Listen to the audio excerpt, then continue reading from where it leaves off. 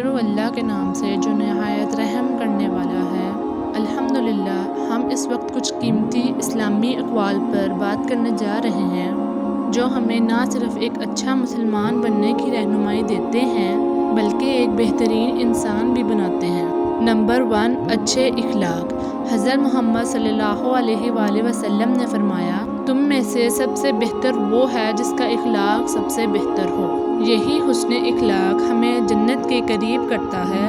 آج ہمارے معاشرے میں سب کچھ کم ہے تو وہ صرف اخلاق ہے۔ ہمیں رسول اللہ صلی اللہ علیہ وآلہ وسلم کے اخلاق کو اپنا نمونہ بنانا ہوگا تاکہ ہم اس معاشرے میں کامیاب ہو سکیں۔ نمبر 2، زبان کی حفاظت۔ بخاری شریف میں ہے، مسلمان وہ ہے جس کی زبان اور ہاتھ سے دوسرا مسلمان محفوظ رہے۔ غیبت، جھوٹ اور بد کلامی ہماری زبان سے نہ نکلے، کیونکہ زبان کا زخم تلوار سے زیادہ گہرا ہوتا ہے۔